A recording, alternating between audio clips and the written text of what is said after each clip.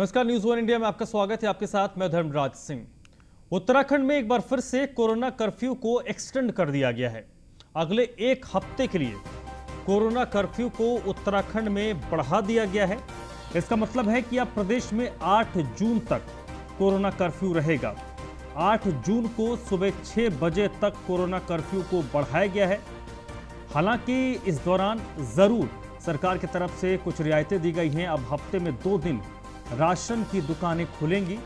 1 और 5 जून को राशन की दुकानें खोली जाएंगी। सुबह 8 बजे से लेकर 1 बजे तक ये दुकानें खुलेंगी। 1 जून को स्टेशनरी और किताबों की दुकानें खुलेंगी। तो फिलहाल ऑड इवन के तौर पर उत्तराखंड में लोगों को राहत और रियायत दी गई है। राशन की दुकानें 2 दिन खुलेंगी। इसके लिए वक्त भी तय किया गया है। थोड़ा बहुत रिलैक्सेशन दिए हैं। मसलन जो दुकानें हफ्ते में 1 दिन खुलती थी, इस बार 1 तारीख और 7 तारीख 2 दिन 8 बजे से 1 बजे तक दुकानों को खोलने की अनुमति दी गई है। परचून की और जो जनरल स्टोर की बात की, और बाकी ये शेष चीज़ यथावत रहेंगे। साथ में 1 दिन के लिए 1 तारीख जून को जो स्टेशनरी और किताबों की दुकान है उनको भी खोलने का निर्णय लिया गया। बाकी सारी सब्जी यथावत रहेगी।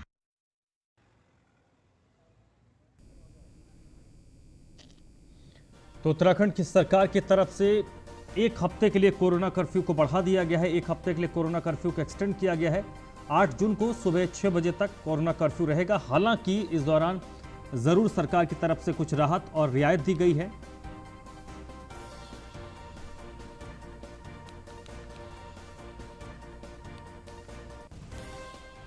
इस वक्त सुदीप जैन मेरे साथ जुड़ चुके हैं देहरादून से, इसी पर ज्यादा जानकारी के साथ। सुदीप, जो सरकार की तरफ से फैसला लिया गया है उसमें क्या कुछ राहत होंगी, आम लोगों के लिए क्या कुछ रियायत होंगी? देखिए, सरकार का जो कोविड कर्फ्यू का प्लान था वो सफल रहा। कल पूरे उत्तराखंड में करीब 1200 केस रिपोर्ट हुए थे और कल ही आज से अगले एक हफ्ते के लिए व्यवस्था आनी थी, जिसे सुबह जारी कर दिया गया है। अब सप्ताह में 2 दिन राशन की दुकानें खुलेंगी, जिसमें 1 जून यानी कल और 5 तारीख को राशन की दुकान खुलेगी। जो दुकान खुलने का समय पहले 7 से 10 था, जिसे 8 से 11 किया गया, उसे सुबह 8 से दोपहर 1 बजे तक कर दिया गया है। 1 तारीख यानी 1 जून को ही स्टेशनरी की दुकानें भी सरकार खोल रही है। ये भी दुकानें 1 बजे तक खुलेंगी। इस 1 हफ्ते के कर्फ्यू को जो 8 जून तक बढ़ाया गया है, इसके परिणाम क्या आते हैं? क्या केस वापस जिस गति में घट रहे हैं, यदि इसी गति में घटते रहे तो सरकार इस कोविड कर्फ्यू में और राहत देगी। अगर केसों में इजाफा हुआ तो सरकार इसे बीच में कम भी कर सकती है, जैसा कि पहले ही बताया जा चुका था। सरकार को अब कोविड कर्फ्यू पर कंट्रोल के साथ ही, जैसे हेल्थ सेक्टर में इंफ्रास्ट्रक्चर पे बड़ा काम कर रही है, बहुत तेजी से काम कर रही है। मुख्यमंत्री तीरथ सिंह रावत स्वयं पीपीई किट पहनकर आज भी बरवाड़ी टिहरी में है और उन्होंने ये तक कहा कि हम 20 मिनट पीपीई किट पहनकर परेशान है, डॉक्टर पूरा पूरा दिन ये पहन के ड्यूटी कर रहे हैं, नर्स ड्यूटी कर रहे हैं। अब सरकार इसके बाद, चूंकि सरकार को रेवेन्यू राजस्व के तरफ भी देखना है, क्योंकि बंदी से लगातार जीएसटी का और दूसरी चीजों का सरकार को लॉस है, तो सरकार को उसे भी दुरुस्त करना है। लिहाजा रियायत भी दी गई, क्योंकि किराना व्यापार मंडल सरकार पर दबाव भी बना रहे थे कि जब केसेस कंट्रोल हो रहे हैं, स्वास्थ्य सेवाएं सुधर रही हैं, तो मार्केट को खुलने का समय बढ़ाया जाए। सरकार ने कुछ राहत दी भी है, जैसा कि पहले भी हुआ था। अब देखना ये होगा, जो 1 हफ्ते यानी 8 तारीख तक ये समय बढ़ाया गया है, इसके क्या परिणाम मिलते हैं, जिसके आधार पर अगला निर्णय होगा। अब सरकार धीरे धीरे अनलॉक की ओर बढ़ रही है, अगर ऐसा कहा जाए तो गलत नहीं होगा। ठीक है, सरकार अनलॉक की तरफ बढ़ रही है, लेकिन इस अनलॉक के दौरान सुदीप, ये भी बहुत इंपॉर्टेंट हो जाता है कि अब आम लोगों को अपनी जिम्मेदारियों का निर्वहन करना होगा। सरकार ने तो कर दिया, लेकिन अब सब कुछ लोगों के ऊपर है। जी देखिए, ये पब्लिक को ही तय करना होगा, क्योंकि कोविड प्रोटोकॉल लागू है। ऐसा नहीं है कि समय बढ़ा तो कोविड प्रोटोकॉल खत्म हो गया। बेवजह घरों से न निकलें, आवश्यक होने पर ही बाजार जाएं, क्योंकि कोरोना संक्रमण बरकरार है, संक्रमण खत्म नहीं हुआ, उसकी चेन जरूर टूटी है, केसेस कम हुए हैं। दूसरा, जो कोविड का प्रोटोकॉल है, सोशल डिस्टेंसिंग, सैनिटाइजेशन, इसका भी विशेष ख्याल रखना होगा। छोटे बच्चों को लेकर भी सरकार चिंतित है। छोटे बच्चों को बेवजह मार्केट में लेकर लोग न निकले, सरकार ने कोशिश की है। इसीलिए सरकार ने आज के अपने ऑर्डर्स में, जैसा कि हम हरियाणा और यूपी में देखते हैं, शराब की दुकानें खुली हुए हैं, बियर की दुकानें खुले हुए हैं, लेकिन उत्तराखंड में ये इस 8 तारीख तक भी बंद रहेंगे। सरकार ये चाहती है कि कैसे भी अनावश्यक लोग सड़कों पर न हो, जरूरत की चीजें सबको मिले, और यदि कोई समस्या हो तो उसके लिए सरकार का हेल्पलाइन नंबर, ई संजीवनी पोर्टल, पुलिस महकमा, एसडीआरएफ फोर्स काम कर रही है, उससे लोग लाभ लें, मदद लें। लेकिन फिलहाल ये संक्रमण काल है, इसमें खुद को और अपने परिवार को बचाएं, क्योंकि जो मई का हमने पीक देखा वो बहुत डराने वाला था, डरावनी तस्वीरें थी। लिहाजा लोगों को सतर्कता बरतनी होगी।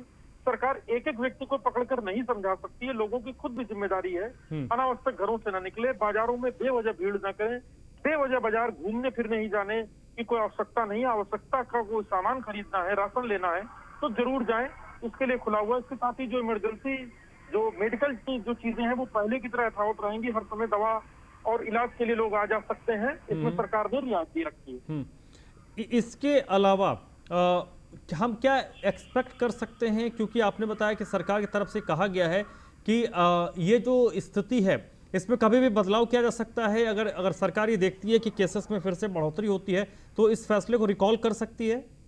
जी बिल्कुल रिकॉल कर सकती है सरकार ने रियायत एक परिप्रेक्ष्य में दी और 1 हफ्ते के प्रयोग के तौर पर दी है कि 1 हफ्ता वो मार्केट चलवाए, 1 हफ्ता व्यवस्था देखे क्या बन रही है।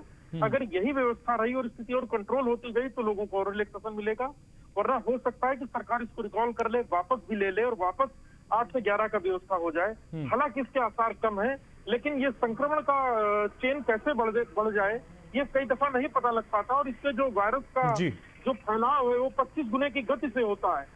जब तक सरकार समझेगी तब तक ये विकराल रूप ले सकता है। लिहाजा सरकार ने ऑप्शन अपने पास रखा हुआ है कि वो इस बंदी की छूट को रिकॉल भी कर सकती है, वापस भी ले सकती है। चलिए सुदीप, बहुत बहुत शुक्रिया आपका इस पूरी बातचीत के लिए।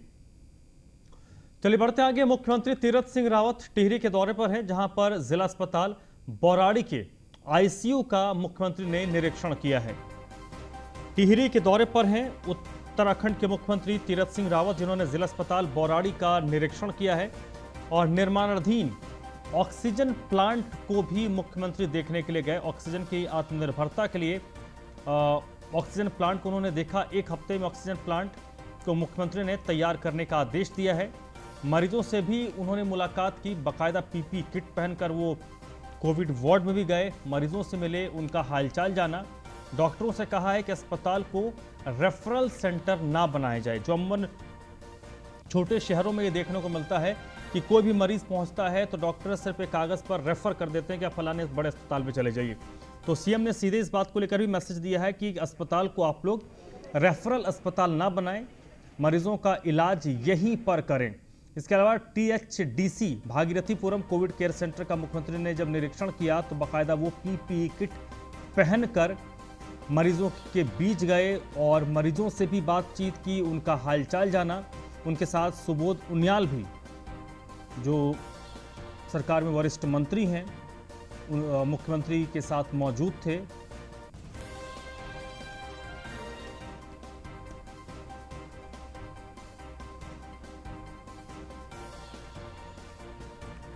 तो टिहरी में मुख्यमंत्री तीरथ सिंह रावत ने जिला अस्पताल बौराड़ी का निरीक्षण किया है। आईसीयू का निरीक्षण करने के लिए पहुंचे। बाकायदा पीपीई किट पहनकर मुख्यमंत्री मरीजों के बीच गए, उनका हालचाल जाना, उन लोगों से बातचीत की। सुभाष राणा इस वक्त मेरे साथ जुड़ चुके हैं। सुभाष, क्या कुछ मुख्यमंत्री ने जिला अस्पताल में देखा, क्या कुछ दिशा निर्देश दिया, क्या कोई खामी उनको नजर आई?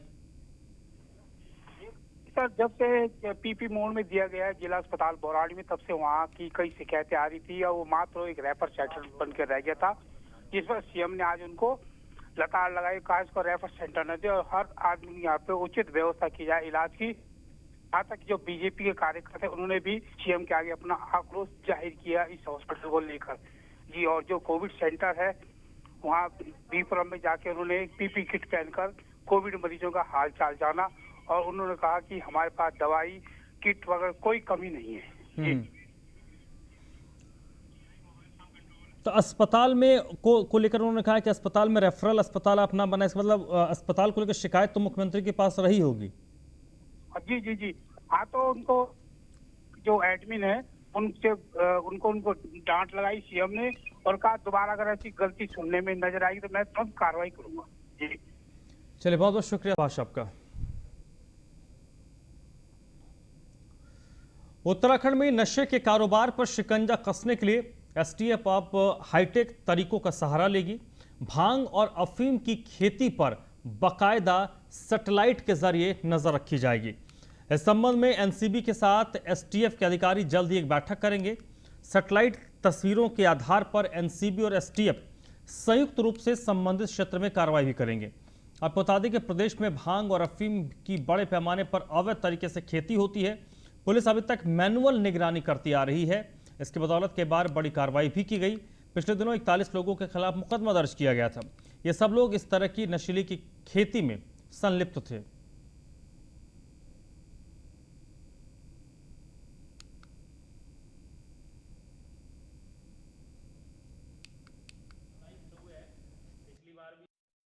अभी परसों ही जो है वो एनसीबी के साथ जो है नारकोटिक्स कंट्रोल ब्यूरो के साथ उत्तराखंड एसटीएफ पुलिस की जो है वो बैठक हुई। उसमें हमने कुछ मुद्दे उठाए कि हमारे द्वारा जो है वो जो कोऑर्डिनेट्स उनको दिए गए, तो हमको तकनीकी मदद जो है एनसीबी की चाहिए, जिसमें हमको सैटेलाइट इमेजेस और एग्जैक्ट लोकेशंस मिल पाए, ताकि हम जो है वहाँ पर अपना रेड करें।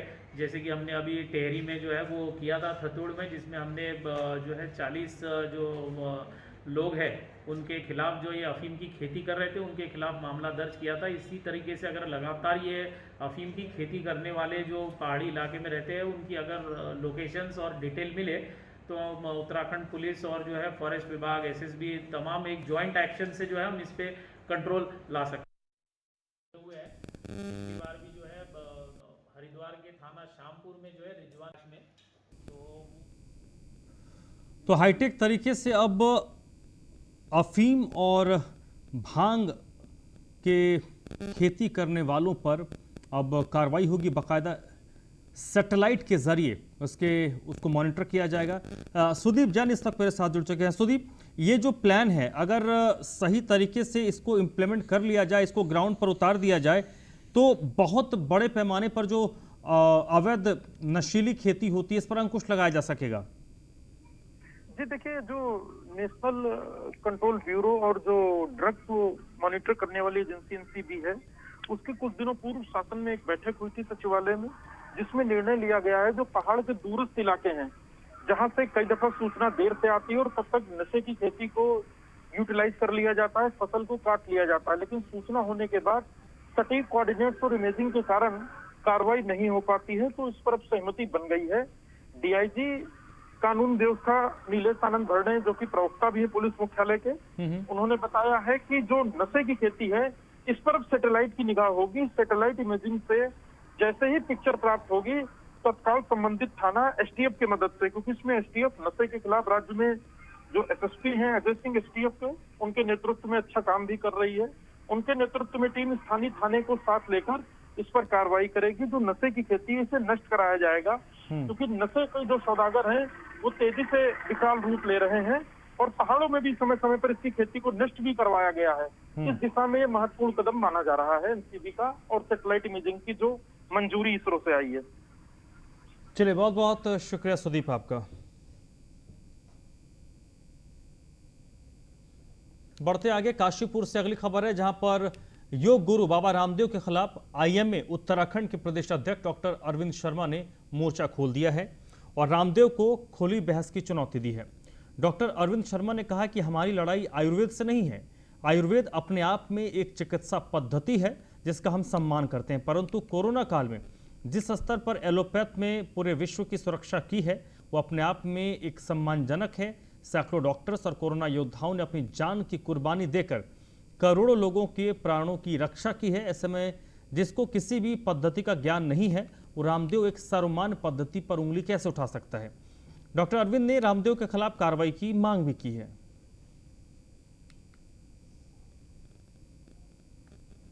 कहीं भी कोई विरोध आयुर्वेद को लेकर है ही नहीं। मैंने कहा है आयुर्वेद हमारी भावना है, आयुर्वेद हमारा दिनचर्या का हिस्सा है, हमारी पुरातन शैली है। उसके विरोध में किसी भी एलोपैथी के चिकित्सक का ना कोई स्टेटमेंट है, ना ही किसी हमारी आईएमए का कोई स्टेटमेंट अभी तक आया है। हम केवल विरोध उस बात का कर रहे हैं जो रामदेव जी ने दिवालियापन कहा है हमारी साइंस को, आए जो एलोपैथी को कहा है। उन्होंने कहा है स्टूपिड साइंस है, तीसरा उन्होंने कहा है कि इन्होंने जो दवाइयाँ दी थी वो फेल हो गई हैं। इन्होंने जो वैक्सीन दिया है वो लगने से उसके बाद भी लाखों लोगों की मौत हो गई। ऋषिकेश कोतवाली पुलिस ने चेकिंग के दौरान एक बार फिर से बड़ी सफलता हासिल की है। पुलिस ने 2 अलग अलग स्थानों से 31 पेटी अवैध शराब पकड़ी है। मौके से 2 तस्करों को भी गिरफ्तार किया गया है, जबकि एक तस्कर मौके का फायदा उठाकर फरार होने में कामयाब रहा। दोनों तस्करों के खिलाफ मुकदमा दर्ज करके उनसे पूछताछ की जा रही है। वहीं फरार शराब तस्कर की गिरफ्तारी के लिए टीम का गठन किया गया है। उच्च अधिकारीगणों के आदेशानुसार मादक पदार्थ की तस्करी करने वालों के विरुद्ध अभियान चलाया हुआ है, जिसके क्रम में प्रभारी निरीक्षक महोदय द्वारा गठित टीम के द्वारा आज श्यामपुर में चेकिंग अभियान चलाया गया। चेकिंग के दौरान एक सेंट्रो को कार को रोककर चेक किया गया तो उसमें से 6 पेटी अवैध अंग्रेजी शराब की बरामद हुई है तथा एक अभियुक्त आशीष श्रीवास्तव को मौके से गिरफ्तार किया गया है। गिरफ्तार अभियुक्त आशीष श्रीवास्तव की निशानदेही पर ही नेपाली फार्म के पास बने एक गोदाम से 20 अन्य शराब की पेटियां भी बरामद की गई हैं। अभियुक्त को गिरफ्तार किया गया है और उसको माननीय न्यायालय के समक्ष प्रस्तुत किया गया है। नेपाली फार्म के पास जो गोदाम है उसके मकान मालिक की और दुकान स्वामी के संबंध में जानकारी की जा रही है। वर्तमान में उच्च अधिकारीगणों के आदेशानुसार मादक पदार्थ की तस्करी करने वालों के विरुद्ध देश में लगातार बढ़ रही महंगाई को लेकर कांग्रेस ने सरकार के खिलाफ मोर्चा खोल दिया है।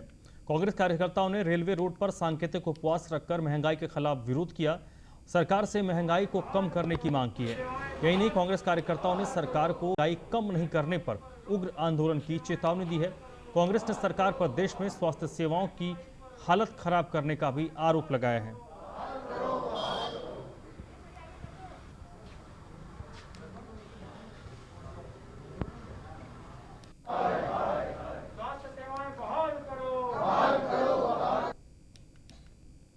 पूरे देश में, पूरे प्रदेश में स्वास्थ्य सेवाएं बहाल है। कोरोना की दूसरी लहर आई है। कोरोना की जो दूसरी लहर आई है इसके लिए पूर्ण रूप से केंद्र और प्रदेश सरकार जिम्मेदार है। आज उसी के संदर्भ में यह धरना प्रदर्शन का कार्यक्रम प्रदेश सरकार के आदेश पर किया गया है, क्योंकि हर चीज़ की महंगाई भी बढ़ गई है। डीजल पेट्रोल के दाम बढ़ गए हैं, गैस के दाम बढ़ गए हैं, 850 रुपये की गैस हो गई है।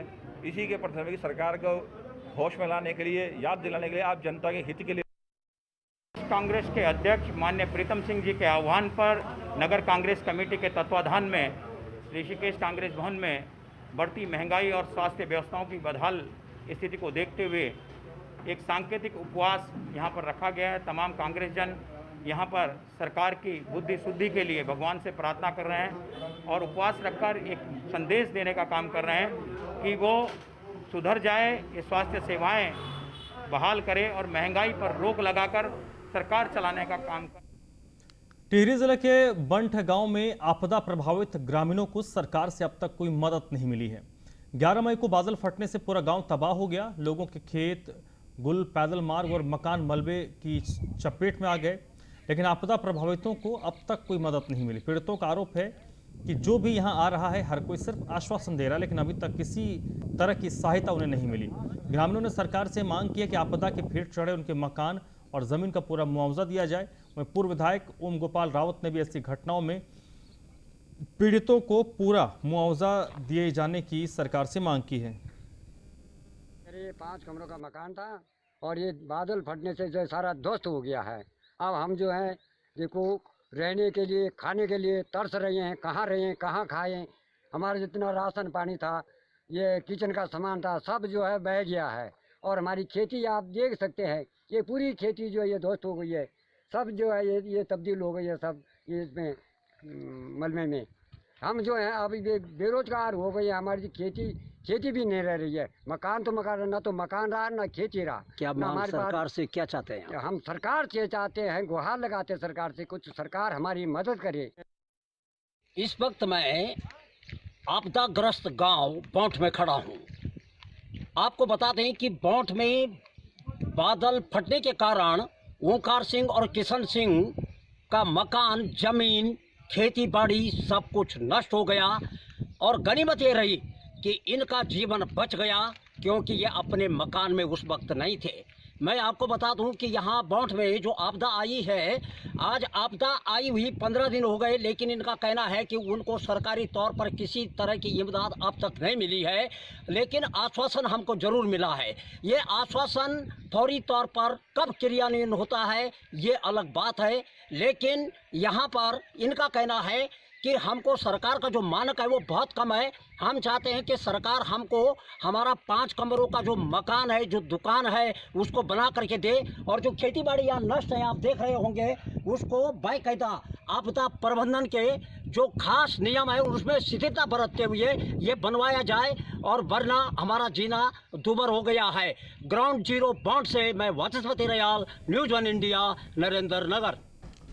रुड़की के पश्चिमी अंबर तालाब मोहल्ले में पिछले कई दिनों से नल से लगातार गंदा पानी आने के कारण लोगों को काफ़ी परेशानी हो रही है।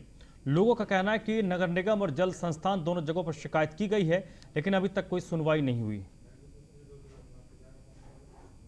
हम पश्चिमी अंबर तालाब में रहते हैं और पूरे पश्चिमी अंबर तालाब के ये जो है ना पंडित की चक्की वाले मोहल्ले में मथुरा विहार के अंदर आधे इलाके में गंदा पानी आ रहा है। जहाँ जहाँ से भी टंकी का पानी आ रहा है सारा गंदा पानी आ रहा है।